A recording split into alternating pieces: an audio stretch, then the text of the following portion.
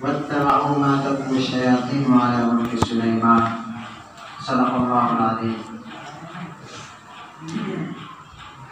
میرے محترم بزرگوں اور دوستوں، اللہ تبارک و تعالیٰ کا بہت بڑا شکر و احسان ہے کہ جس اللہ تبارک و تعالیٰ نے ہم سب کو مسلمان بنایا، اور لاکھوں درود و سلام ہو اس نبی امی پر جس نبی امی نے ہم سب کو زندگی گزارنے کے طریقے سکھائے، کبھی قولاً کبھی فعلاً ہر موڑ پر ہماری رہنمائی فرمائی۔ آج جمعۃ المبارک کا دن ہے اور اس کی بڑی فضیلت ہے۔ دل کو کیسے سمجھاؤں، اس دنیا میں مل گیا دوا نہیں، انسان زندگی گزارتے ہیں، کبھی راحت ہوتی ہے، کبھی تکلیف ہوتی ہے، کبھی جسمانی بیماریاں آتی ہیں، کبھی روحانی بیماریاں آتی ہیں۔ تو انسانوں نے ان تکالیف کو دور کرنے کے لیے طرح طرح کی کوششیں کی، محنتیں کی، چنانچہ جسمانی بیماریوں کے لیے دوائیاں دریافت کی، اور جو نئی بیماریاں آ رہی ہیں اسی طریقے سے نئی دوائیاں بھی ہیں۔ اس سلسلے میں نبی پاک صلی اللہ علیہ وسلم کا فرمان کیا ہے لِكُلِّ دَاءٍ دَوَاءٌ، ہر بیماری کے لیے دوا ہے۔ درد تو مل گیا دوا نہ ملا، یہ تو جسمانی بیماری ہے، گلشن کچھ روحانی بیماری ہے، تلاش کیا، اس کے لیے بھی دوا ہے، وہ چہرے کچھ اس سے بھی آگے بڑھ کے بیماری ہے، شاعر کو اس کی بھی توڑ ہے۔ ہم نے آج جس موضوع کے متعلق میں عرض کرنا چاہ رہا ہوں تلاش کیا، وہ السحر دیکھ رہا ہوں یعنی جادو۔ دور کے درمیان تلاش یہ کیا چیز ہے؟ اس کی تلاش تھی، وہ اس کی حقیقت کیا ہے؟ اس سے ہوتا کیا ہے؟ میں تلاش کیا، کہ کن لوگوں پر جادو ہو سکتا ہے؟ لا نہ ملا، یہ کام کرنے والا کیسا ہے؟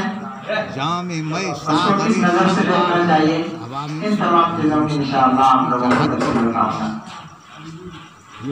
قرآن میں سورہ مقام ہے جس کی کچھ تھوڑی بہت تفصیل بیان کی ہے، لیکن ان کے ذریعے سے ہم جادو کے اکثر چیزوں کو جان سکتے ہیں کہ یہ جادو ہے کیا۔ عربی میں اس کو سحر کہا جاتا ہے۔ یہودی لوگ یعنی جو اپنے آپ کو کہتے ہیں کہ ہم حضرت موسیٰ علیہ السلام کو مانتے ہیں، انہیں کی کتاب تورات پر عمل کرتے ہیں، یہ شروع سے ہی تین قسم کے رہے ہیں۔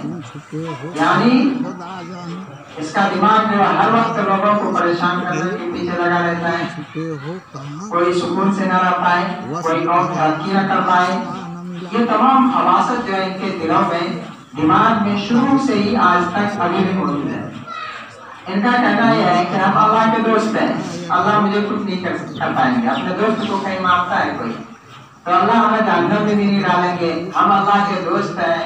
ادھر سے اللہ بھی کہہ رہے ہیں کہ تم دوست ہو تو موت کی تمنا کرو، مر جاؤ نا، دیکھتے ہیں کس کا کون دوست ہے۔ تب بھی ان کا یہ دعویٰ ہے کہ ہم اللہ ہی کے دوست ہیں، زبردستی دوستی بناتے ہیں۔ تو یہ لوگ جو ہے تین قسم کے لوگ ہیں۔ تو اس وقت جو نبی تھے انہوں نے کہا کہ دیکھیے تمہیں جو ہے قرآن اپنی کتاب یعنی قرآن پر عمل کرنا چاہیے، جو نبی کہہ رہے ہیں اس کو مانیے۔ انہوں نے کیا کیا؟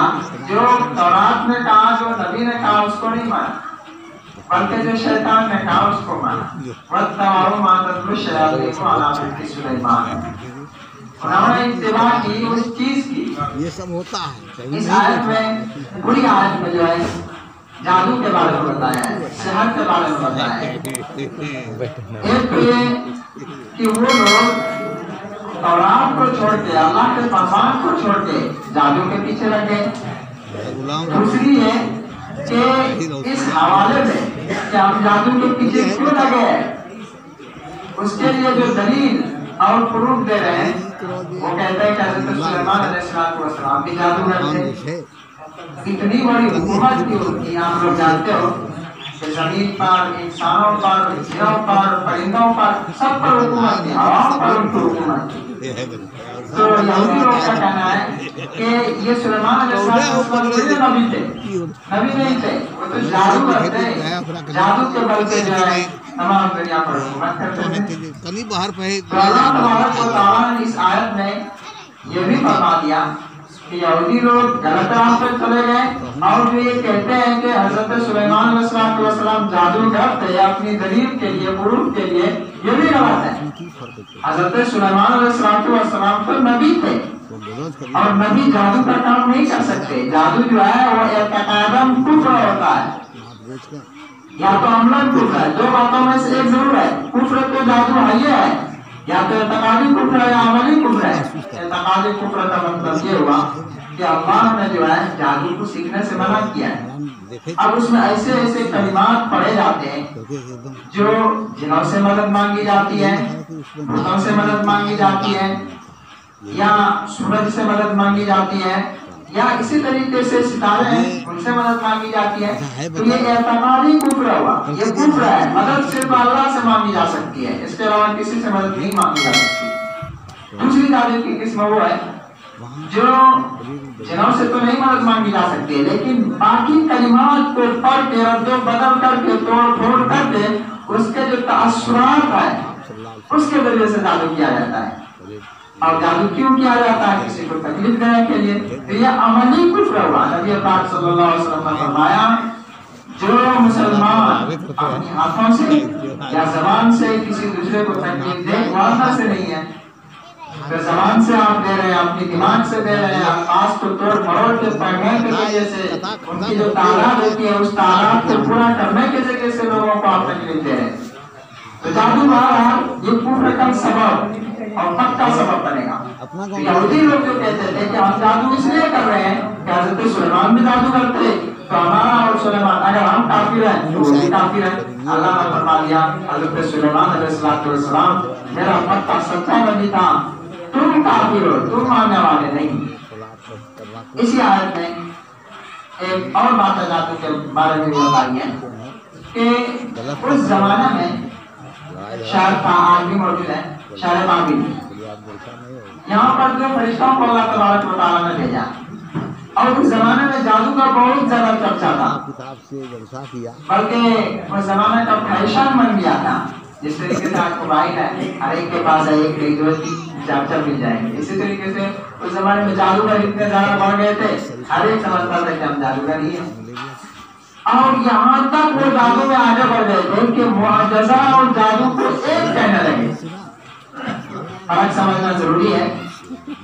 اصل بات کیا ہے، ان کو یہاں پر دھوکہ لگ گیا کہ معجزہ جو ہے وہ بغیر کچھ پاور استعمال کیے ہوئے صرف اللہ سے دعا مانگ کے یا ان کا جو آپس کا کنٹیکٹ ہے ان کے ذریعے سے اللہ تبارک و تعالیٰ دکھا رہے ہیں ان کو۔ مثلا چاند کے 2 ٹکڑے کرنا، یہ تو ہماری آنکھوں سے بالکل، نبی نے جب چاند کو 2 ٹکڑے کیے تو تمام لوگوں نے دیکھا۔ اسی طریقے سے اگر کوئی آپ کے اوپر آنکھوں پر جادو کر دیتا ہے تو آپ کو صرف آپ کو چاند کے 2 ٹکڑے نظر آ سکتے ہیں۔ یہاں پر ان کو جو مشاورت ہو گئی کہ معجزہ میں بھی یہی ہو رہا ہے اور جادو میں بھی یہی ہو رہا ہے، تو اس کا مطلب یہ ہوا معجزہ اور جادو جو ایک ہی ہو گیا۔ ان لوگوں کو یقین ہو گیا تھا، اسی بنا پر وہ جو ہے جادو سیکھنے لگے اور بہت ہی کثیر تعداد میں لوگوں نے جادو سیکھا۔ اب اس عقائد کو، ان تمام فرقات کو دور کرنے کے لیے اللہ تبارک و تعالیٰ نے 2 فرشتوں کو بھیجا، اس کا نام ہاروت اور ماروت ہے۔ ان دونوں نے آ کے شہر بابل میں اپنا کام شروع کیا۔ ان کا کام یہ تھا کہ لوگوں کو جادو کے الفاظ سکھائے۔ کس لیے؟ اس لیے سکھائے کہ جادو کے الفاظ یہ ہے، ان سے بچنا، اور اسلامی الفاظ یا اللہ کو ماننے کے لیے یہ چیز ہے، ان کو اختیار کرنا۔ اور جب بھی ان کے پاس کوئی لوگ جادو سیکھنے کے لیے آتے تو ان سے کہتے کہ دیکھو ہم دونوں جو ہے تم سب کے لیے آزمائش ہے، جو تم آ رہے ہو پوچھنے کے لیے ہم بتا دیں گے، لیکن اللہ تبارک و تعالیٰ کا حکم یہ ہے کہ اگر کوئی سیکھ رہی ہے تو اس سے بچنا ہے، یہ نہیں کہ تم بھی دوسرے کو جادو کرنے لگ جاؤ۔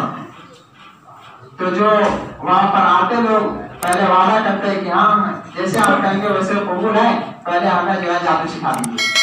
چنانچہ لوگوں کو سکھانا شروع کیا تو بھائی جس کام کے لیے اس فرشتے کو بلایا تھا اللہ نے، اس زمین پر رکھا تھا کہ جادو کا علم لوگوں کو ہو جائے اور ان سے بچے، کیا وہی جادو کا علم سیکھ کے لوگوں پہ جادو کرنا شروع کر دیا. اب تو ماحول خراب ہو گیا. اس کو اسی طریقے سے سمجھیے کہ ہمارے سماج میں بھی بہت سارے الفاظ ایسے بولے جاتے ہیں جو کفریہ کلمات ہیں. مثلا روزے کے دنوں میں اگر ہم کسی سے کہیں کہ بھائی آپ روزے سے نہیں ہو، کیا بات ہے، تو اس کا ایک جواب یہ ہے کہ میں بیمار ہوں، میں ابھی مسافر ہوں، یا میں روزے رکھنے کی طاقت نہیں رکھتا ہوں، نابالغ ہوں. اس کا یہ جواب ہے سمپل سا، اس میں کوئی گناہ نہیں. ایک جواب یہ ہے کہ روزہ میں کیوں رکھوں، میرے گھر میں کھانا موجود ہے، میں کیا کوئی بھکاری ہوں میں روزہ رکھوں گا، اس سے آدمی کافر بنے گا، یہ کلمہ کفر ہے. تو ان باتوں کو سمجھانے کے لیے سمجھ لو کوئی عالم صاحب مسجد میں لوگوں کو بتانے لگے کہ دیکھو یہ کلمات کفر ہے، یہ کلمات کفر ہے، تم یہ کلمات کفر یاد رکھنا اور زبان سے مت بولنا. اسی طریقے سے وہ دو فرشتے آئے تھے کہ یہ جادو ہے، یہ جادو ہے، یہ جادو ہے، اس کو یاد رکھنا، یہ کام مت کرنا. انہوں نے کیا کیا، جادو کے الفاظ کو اچھی طریقے سے یاد کر لیا اور اس کو جو ہے اپنی زندگی میں لانا شروع کر دیا. کیا کیا انہوں نے لوگوں میں جو ہے جادو کو پھیلانا شروع کر دیا اور ایک دوسرے کو ڈرانا شروع کر دیا، میاں بیوی کو، بچے کو، تمام کو جو ہے پریشان کرنا شروع کر دیا. تو اللہ تبارک و تعالیٰ کا پھر ان پر عذاب آیا. کہنے کا مطلب یہ ہے کہ یہ جادو بہت ہی بڑا گناہ ہے، بہت ہی خبیث لوگ کا یہ کام ہے. اور حدیث میں آتا ہے کہ لیلۃ القدر، شب برات میں بھی تمام لوگوں کی مغفرت ہو جاتی ہے، لیکن ان میں سے ایک جادوگر یا جو کاہن ہوتا ہے یا جو غیب کی خبریں بتانے والے تھے، ان کی جو ہے توبہ قبول نہیں ہوتی، وہ ایسے دھرے کے دھرے رہ جاتے ہیں. تو یہ کام اللہ کے نبی نے بھی اور قرآن میں بھی اس کام کرنے والے کو بہت ہی برا کہا ہے، اور جو ان کے پاس جاتا ہے ان کو بھی بہت برا کہا ہے. تو جادو نہ تو کسی کو کرنا دینا ہے، نہ اس سے سیکھنا ہے، نہ ان کے پاس جانا ہے. ایک حدیث میں آیا ہے کہ جو جادوگر کے پاس جاتا ہے اور اس سے کوئی بات پوچھتا ہے اور پھر اس کی تصدیق بھی کرتا ہے، تو جو کچھ محمد صلی اللہ علیہ وسلم لے کر آئے ہیں اس کا اس نے انکار کر دیا. کیا لے کے آئے؟ قرآن لے کے آئے، ایمان لے کے آئے، گویا کہ اس کا پتہ ہی صاف ہو گیا. اور صرف جاتا ہے منہ دیکھنے کے لیے، تصدیق نہیں کرتا. اس کے پاس جاتا ہے تو اس کی 40 دن کی نماز قبول نہیں ہوتی. تو اتنا خطرناک جو ہے اللہ کے نبی صلی اللہ علیہ وسلم نے جادوگروں سے ڈرایا ہے کہ ان کے پاس مت جاؤ، یہ برا کام ہے. اللہ نے ان سے منع کیا ہے. جادو سے لوگوں کو تکلیف ہوتی ہے، پریشانیاں ہوتی ہے، کسی کو پریشان کرنا جائز نہیں ہے. ہو سکتا ہے کہ وہی جادو تمہارے اوپر بھی ہو جائے، تمہارے گھر میں کسی کو ہو جائے، تو کتنی پریشانی کی بات ہے. یہ جادو اتنا خطرناک ہے، اتنا خطرناک ہے کہ ایک واقعہ سنا دیتا ہوں، اس بات ختم کروں گا. جادو جو ہے نہ نبی کو چھوڑتا ہے اور نہ ہی ولی کو چھوڑتا ہے. اب آپ کہیں گے کہ نبی کو جادو کیسے ہو جائے گا؟ تو سن لیجیے، جادو جو ہے یہ جس طریقے سے جسم میں ہمارے جسم کی ضرورت ہے، مثلا بھوک لگنا، ہمیں بھی بھوک لگتی ہے، نبی کو بھی بھوک لگتی ہے. ہمیں گرمی لگتی ہے، نبی کو بھی گرمی لگتی ہے. ہمیں ٹھنڈی لگتی ہے، نبی کو بھی ٹھنڈی لگتی ہے. تو اسباب طبیعیہ میں سے جادو بھی ہے. تو جادو اگر جس طریقے سے ہمیں لگے گا اسی طریقے سے نبی کو بھی جادو ہو سکتا ہے. آپ صلی اللہ علیہ وسلم یعنی ہمارے نبی محمد صلی اللہ علیہ وسلم جب نبی بن گئے تو آپ صلی اللہ علیہ وسلم پر جو ایک یہودی نے جادو کیا تھا، بڑا خطرناک جادو، یعنی کہ نسل بندی کا جادو کر دیا تھا. آپ صلی اللہ علیہ وسلم کوئی کام کیے نہیں ہوتے تو محسوس ہوتا تھا کہ میں جو ہے وہ کام کر چکا ہوں، فارغ ہو چکا ہوں. چنانچہ آپ بہت پریشان ہوئے، بہت غمگین ہوئے. ہر وقت آپ کے اوپر جو ہے پریشانیاں اور گھرا سے جو ہے ہر وقت وجہ سے معلوم ہوتے تھے. ایک دن آپ صلی اللہ علیہ وسلم سو رہے تھے، ایک فرشتہ سرحانے کے پاس اور ایک جو ہے پائتے کے پاس بیٹھ گئے دونوں آپس میں، اور دونوں مکالمہ کرنے لگے. پہلا پوچھتا ہے کہ اس شخص کو کیا ہوا ہے، تو دوسرا کہتا ہے کہ اس کو جادو کیا گیا ہے. پہلا پوچھتا ہے کہ کس نے کیا ہے، تو کہا کہ لبید بن عاصم نے کیا ہے. نام بھی بتا دو، اس نے کیا ہے. اچھا، کس چیز پر کیا ہے؟ کنگھی کے اوپر کیا ہے. اور کیا تھا؟ اس میں بال تھے. کہاں پر رکھا ہے؟ کنواں میں جا کے رکھا ہے. حضرت آپ صلی اللہ علیہ وسلم نے جب یہ مکالمہ سنا ان دونوں فرشتوں کا تو ایک صحابی کو بھیجا کہ جاؤ اس کنویں میں دیکھو. تو وہ صحابی بیان کرتے ہیں کہ اس کنویں کا رنگ جادو کی وجہ سے لال ہو چکا. پھر وہاں سے وہ چیزیں وہاں سے نکالی اور جو ہے اس پر گرہ لگے ہوئے تھے دھاگے پہ، اور پھر دونوں سورج یعنی معوذتین قل اعوذ برب الفلق اور قل اعوذ برب الناس، یہ دونوں سورت اللہ تبارک و تعالیٰ نے ایک ہی مرتبہ میں نازل فرمائی ہیں۔ آپ صلی اللہ علیہ وسلم پڑھتے گئے قل اعوذ برب الفلق، ایک گرہ پھوٹتے گئے، اس طریقے سے 11 گرہ پھوڑے اور جو ہے وہ جادو پھڑ۔ تو جادو نبی پر اثر کر سکتا ہے۔ حضرت موسیٰ علیہ السلام تھے، ان کے زمانے میں کتنا جادوگر تھے، وہ رسیوں کا کیا بنا دیا، سانپ بنا دیا۔ آپ حضرت موسیٰ ڈر گئے، یہ کیا ہو رہا ہے؟ اللہ نے کہا کہ اپنی لاٹھی کو دیکھے تب پتہ چلے گا، لاٹھی دیکھا تو وہ اجنبی کے سب کو کھا لیا۔ تو جادو کے ذریعے سے نبیوں کو بھی ڈرایا جا سکتا ہے، نبیوں پر بھی جادو ہو سکتا ہے اور انسانوں پر بھی ہو سکتا ہے۔ اب سب سے بڑی بات یہ ہے کہ نمبر 1، جو معاشرے میں جادو کرتا ہے ان کے پاس نہ جائیں، جو معاشرے میں گندگی پھیلاتا ہے ان کے پاس نہ جائیں، جو ان کے پاس باہر سے بھی آتے ہیں ان کو بھی سمجھائیے جادو اسلام میں جائز نہیں ہے، جادو جو ہے کفر تک لے جائے گا۔ بہت سارے ایسے واقعات آئے ہیں کہ جو جادو کرتا ہے اس کو قبر سے باہر پھینک دیتے ہیں، بہت سارے ایسے واقعات ہیں، ان کو قبر قبول ہی نہیں کرتی۔ تو ان چیزوں سے بچنا بہت ضروری ہے، لوگوں کو بھی بتانا ہے کہ نہیں جادو بہت برا کام ہے، اس سے نبی نے بھی دور رہنے کے لیے بتایا ہے اور اللہ کا تو بڑا پیغام ہے۔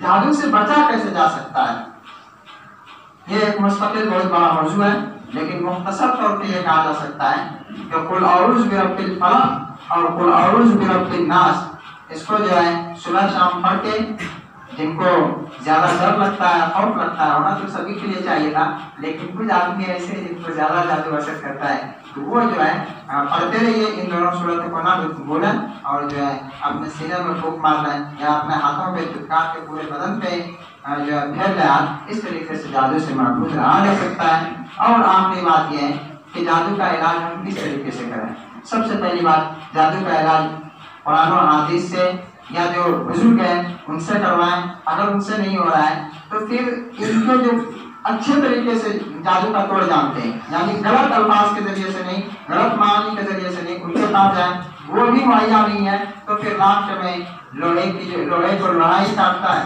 انہیں کے پاس جائیے جو گندا کام کرتے ہیں، وہ صرف علاج کے لیے، باقی مزے کے لیے۔ اللہ تبارک و تعالیٰ کہنے سننے سے جلال کرنا، کرنے میں سفر میں